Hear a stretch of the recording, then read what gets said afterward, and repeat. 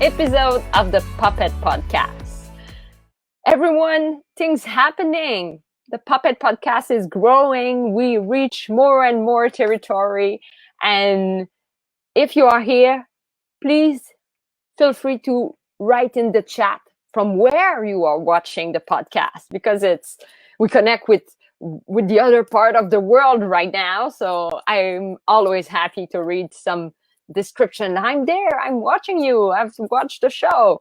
So yeah, we have a wonderful workshop also who will happen on August 7th. And let me bring in the screen the promo. So it's Swazzle. If you don't know the Swazzle team, Patrick and Sean, they are so awesome. They do different kind of puppet, but what touching me is that they have worked with Jim Carrey on this show called Kidding.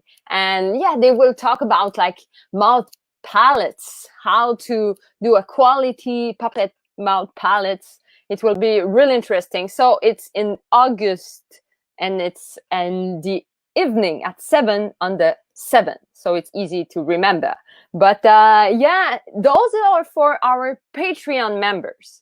We have this Patreon account that we build, and we want to have you aboard of this wonderful community that we create. And this workshop, it's just $7. So you have this monthly fee with all the workshop that we build, and you have access to the past workshop. We have done one about web series, one about puppet greeting, and we have many good stuff coming in as we met a lot of great professionals who have stuff to deliver and share, because this community is all about sharing, and we grow as a piece of art, maybe the 11th art. Yes, let's wish that we will have the 11 as we have the 10 number, the art form. So yeah, tonight or this morning, because my guest is in Singapore and it's the morning on this part of the world. So they are always in front of us, because it's always the next day before us in America. But everyone who are there, just welcome this wonderful Frankie Malachi. Hello, Frankie. Woo-hoo! Good morning with a cup of coffee. It's 7 a.m. in the morning here in Singapore. Yeah, we figure to connect at this time, but it's an early morning. Are you early bird or night owl? Well, I am mostly a night owl, but then at this time it says the early bird catches the bird. The early bird catches the worm. See, I can't even think properly now. It's too early. That's why I need my coffee. Yeah, take the time. It's a cozy podcast. We have time to share about our art, but I always like when the puppeteer introduce himself to the podcast people who are watching. Could you tell me about where you're from, how you get into puppetry? My name is Frankie Malachi. I'm from Singapore.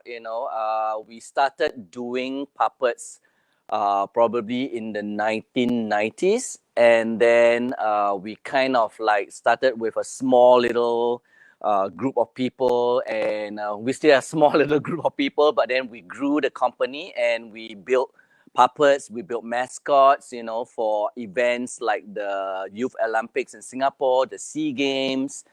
We built for television, we built for movies, and we had a lot of fun building all these things all this while. Yeah. So that's what we do.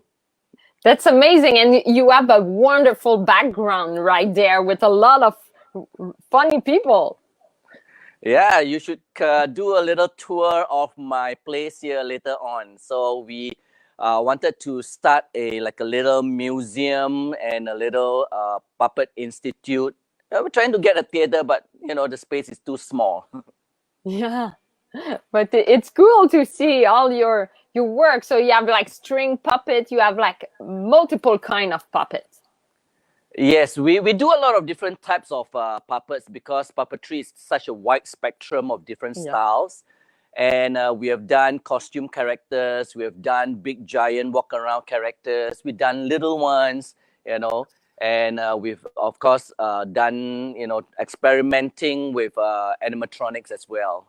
Wow, that's so interesting.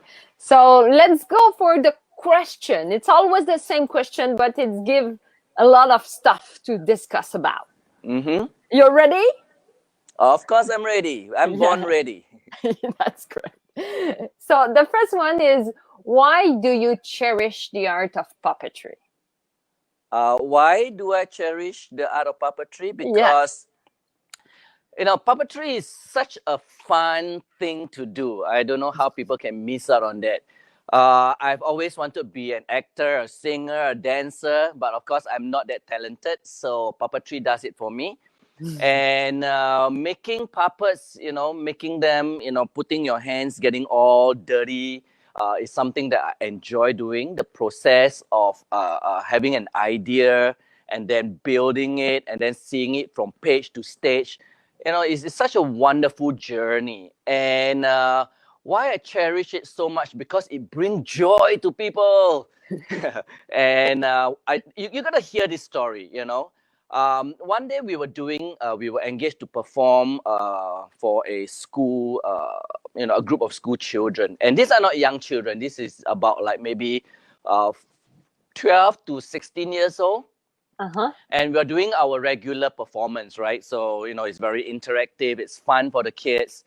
And about a week later, the events organizer, called me up and says, "Hey, you remember the show you did for this particular place?" And I said, "Oh yeah, of course. It was such a fun thing to do."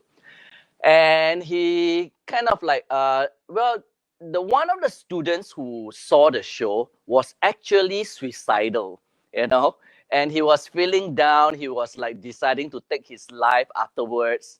And after he saw the show, something just went ping, and he just, had a wake up call. And because he was laughing so much, he was enjoying himself so much. And we were talking something, we were doing that little people, the one that my friend Hobie Ford made. He gave me some, and then we did one of the routine with that. It was so funny, that suddenly it just snapped, and he woke up and says, "Oh yeah, life is not that bad after all." So that's why I Wow. cherish puppetry, because it brings joy to people. It brings people, it begins to bring people to a roller coaster of emotions. All right, and that's just so wonderful. Totally. I totally agree. That makes some spark. And it's bring me to my next question. I want to know when your crush for puppetry happened. My crush for puppetry, Yeah, how it well, happened for you. since I was a kid, I grew up, of course, like many people, watching television, Yeah. watching Sesame Street, watching The Storyteller, or mostly by Jim Henson, though. And I was very much influenced by him, when I read his autobiography. It brings such a hope to me that, hey, I can do something like that too. And of course, I during my time, there was this show called Movie Magic. So it brought you behind the scenes where you see how things are made. Uh-huh. And as a child, I'm very curious about all these things, about making things, about taking things apart, about how things work. So watching all these television programs, it kind of like kept me very glued to the television and very interested, in wanting to do something like that. So that's how I got started, and I'm glad I got started. And then I start, experimenting with materials. I start experimenting with putting things together to see how it works. And finally, after 30 years, here I am. Yeah, it's a good advantage to have like puppet at television. It could inspire and make talented puppeteer like you. Yeah, unfortunately, during my time, we don't have the information highway like the internet or Google or anything like Mm-hmm. that. We only rely on the TV. So, Yeah. and during my time, it was black and white too. Yeah. So That shows interesting. my age, huh? Yeah. And I want to know, in your opinion, what would be the best field of study for someone to become a puppeteer? Because people come from different field. So in your opinion, what will be? Oh, this is such a wide open question because Yeah. it really depends on what you want to do as a puppeteer. Are Mm-hmm. you a businessman? Are you interested in just building puppets, or are you interested in performing with the puppets? Because there are people who perform and can't build, and there are people who build and can't perform, and there are people Mm-hmm. who wants to perform and makes it a business, but show business, the bigger word is business, right? Yeah. So they are not a businessman. So it really depends on what you want to do as a puppeteer. So if you want to just be performer, then it will be good to go into the field of learning movements, because that's what puppetry is all about. It's Mm-hmm. a language of movements, right? So at that time, I was privileged enough to learn under Todd Farley, who is a student of Marcel Massou. So I learned a little bit about mime, and it helped me to break the movements, all right, down Uh-huh. to simple movements for my puppets to be able to articulate and be believable, all right. So if you are interested in puppetry as a business, then study business. And actually, puppetry encompasses a lot of fine arts. All right, there is sculpting, there is makeup, there is the hair, there's costuming. So these are all great fields to study in. All right, so I know it's a lot of things to study, but then the more you know, the better you become as a puppeteer. Yes. True. So true. And true, it's kind of a lot of possibility. It's a lot of That's freedom. right. It's bring me to the next one about your definition. I always like to hear the personal definition of the puppeteer. Your definition of a puppet. When a child asks you, do you have your answer that you create some joy to the children or for the family? Your definition, your personal one. Okay, the basic of all basics, all right, the basic of puppetry or puppets, to me is BASIC. It spells basic, all right. Okay. First, you pick up inanimate object, like a stick, a ball, a piece of fabric or paper. You pick it up and then you breathe, all right, the breath of life into it. And the moment you breathe the breath of life into it, you begin to articulate the puppet. All right, you begin to articulate the object that you're holding. All right, Uh-huh. you can articulate it with speech. All right, you can develop a voice and begin to talk, or you can articulate it with movements, right? Uh-huh. So you have the breath of life, you begin to articulate. And when the object begin to move and be articulated, right, it will begin to develop a soul. All right. Uh-huh. And with that soul, it begins to have a personality. Okay. Uh-huh. And once you have a personality, it begins to have an intellect. So BASI, so it begins to have a intellect. It's Mhm. beginning to be able to think. It's beginning to be able to feel. It's beginning to be able to emote. And Uh-huh. once that's in progress, then you have the last one, which is communication, because that's Uh-huh. what puppetry is all about. It's communicating an emotion, it's communicating an idea, or it's communicating something that the people can relate to. All right, so to Mhm. me, that's the basic of puppetry. Wow, I love this definition with the words. It's so clear. It's so great. Amazing. Thank you. Yeah. So, do you think the puppetry art is in an ascension or it's less popular in your observation, maybe in your part of the world? As in everything else, it will gain popularity, and after a while, people get sick of it, and it will begin to lose its popularity. And after a while, somebody will bring something new or bring something old that is made new, and then it becomes popular again. So it's kind of like a roller coaster ride, with its popularity. And puppetry has been around for like thousands and thousands of years, and it have never been kind of like become extinct. So I don't think puppetry will go away for a long time. In whatever form of puppetry it is nowadays, puppetry is CGI, puppetry is anything. So it's gonna remain for a long time. I don't think it's gonna go away. And somehow, somewhere, sometime, you know, somebody will bring puppetry and it becomes great again. That's a good answer. And do you feel like we reach a roof of potential in our field of art, or you feel we have like a golden age who will happen pretty soon or in the future? Well, I think, you know, as we progress, you know, technology progresses, Yeah. new materials are being invented, new ways of technology is being invented. And we, like the old school people, used to use paper and used to use wood. And then there comes along, you know, resin and plastics, and then we started using these materials. And I Uh-huh. believe in the days to come, you know, there will be new invention, there will be new materials that we can experiment with, as well as new ways of making puppets. To my knowledge now, a lot of people are using 3D printing to make puppets. So I Yeah. think, you know, there will always be new ways to, you know, bring back the old. Yeah. I like this. True. It's a lot of future could go in every direction, but I'm That's right. positive too. Yeah, that's right. And what is your biggest purpose as a puppeteer?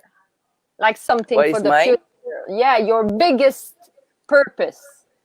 Biggest purpose. Okay. Yeah. So I think many people would probably have a dream, you know, and my goal towards this dream is to have a permanent puppet theater here in Singapore, because there's none here. And making it into a puppet theater, and then from there it becomes an institute where, you know, people can learn about puppetry. And because puppetry has got such a wide range of fine arts in it, and then from there, you know, you can teach people all these things. And then of course, having the theater, the institute, and then you have the museum where people can learn about the history, you know, of puppetry. And when people come together, I think it's quite holistic, it's quite, you know, all encompassing, where people learn Uh-huh. about the history, they learn how to make a puppet, and then from there they can learn how to perform with the puppets. Yes, it's a total art, a total journey around it. Yeah. I wish it will happen. I can believe that you will achieve this goal for sure. Yeah, thank you. I hope so too. I want to know, where do you see puppetry in 10 years? Where do I see puppetry in 10 years? I think I will still see puppets in the movies. I will still see puppets on television. I will still see puppetry used in classrooms. And in fact, we have used puppetry in many areas. We have used it in psychology, you know. We Mm. made a puppet for a psychologist, a child psychologist. And Mhm. because when you try to counsel a child, you Uh-huh. know, because of the authoritative figure, the child is very afraid. And then this psychologist, you know, would take the puppet we made and then speak to the child with the puppet. And suddenly the child, you know, became best friend with the puppets and began to relate to the puppet things that happens at home. And we have also Mm. used puppetry in medical science, where, you know, we work together with some scientists, and then they would make a puppet. We would make the puppet, and then they would install sensors into the puppet, and then they would give the puppet to an elderly folk, or to special needs kids. Uh-huh. And the way they handle the puppet, all right, whether it's they're angry or whether they are, you know, calm, the sensors will pick up all these readings, goes to the computer, and be able to compute the well-being of the person. You know, so Huh. where do I see puppetry? Puppetry is actually used everywhere, in education, all right, in entertainment, in saving life, saving extinct animals as well. So, you know, where the parent of the extinct animal, going to extinct animal, died, they make a surrogate parents to feed the young. All right, so I see puppetry everywhere. Is it going to die out soon? No, I don't think so. because it's a very wonderful medium, and I think the more people knows about it, that's why the museum is important. That's why the history of it is important. That's why teaching it and passing it down to the next generation is important. So I think it's going to remain around for a long while. Yes, I'm with you on that. I agree totally, 100%. And I always like, for the conclusion, to bring a character in front of the camera. Maybe you want to talk about mechanism. Maybe you have a specific one that you create, you want to show to us, to put some visual on what we just talked. Okay, sure. Let me put this down for a while. And let me bring one of the puppets that we made.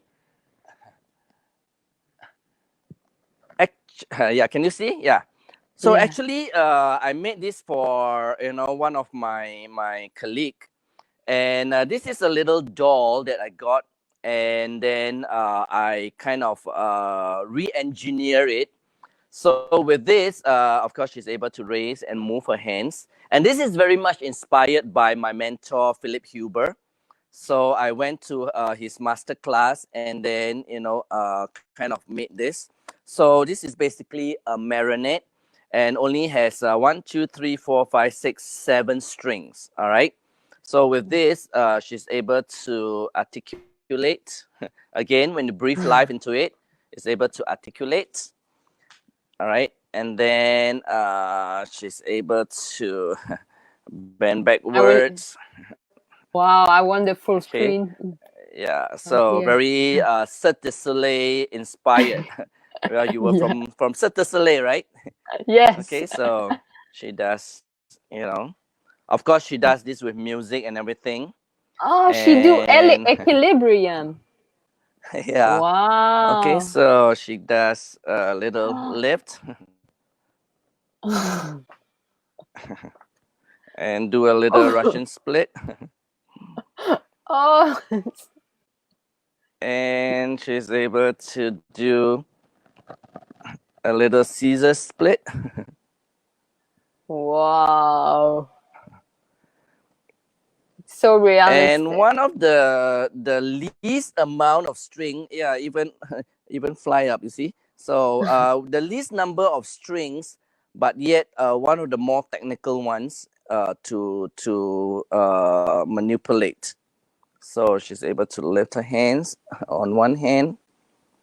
Wow. Okay, and then down she goes. Wow. I will send that to my contortionist friend. Yeah. Wow. So this is that's what puppetry did for me. I love to do something like that, but I'm not so talented. So puppets does all the work for me. Okay, so this is one of the little puppets that we made. Yeah, I like so much marionettes, like the string, the stuff. It's so cute. I love marionettes because the puppeteer is so detached from the puppet. And also it's very technically challenging, not only to make but to perform with as well. So that's what's kept me going on for marionettes. Yes, it's so interesting. Thank you so much, Frankie. Yeah, thank you for having me in your program.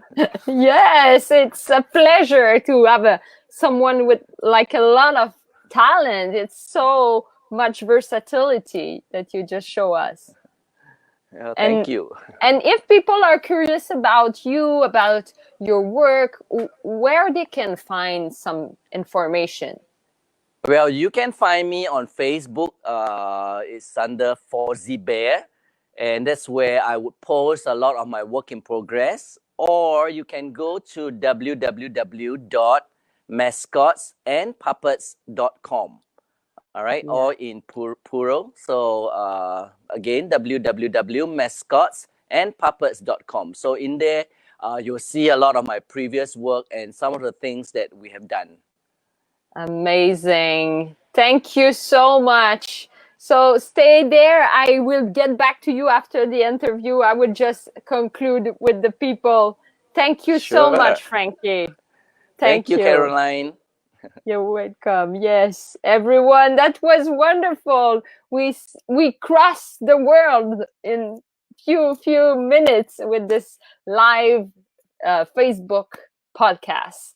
So everyone, feel free to share this interview. Put it on your wall. You know how it works. Share it so many people could see more about the puppetry and what we do. And I want you to remember to look at the Patreon, because we have also a lot of tips to help like the puppeteer to promote online, how we can like take the place that we deserve with our art. So we have good cues. Eli have good, like every Saturday do a little talk to give us some tools about how to promote more our art. And it's really specifically for puppeteer, for puppet lover, for people who wants to like get out of the misunderstanding of social media and how we can get the floor.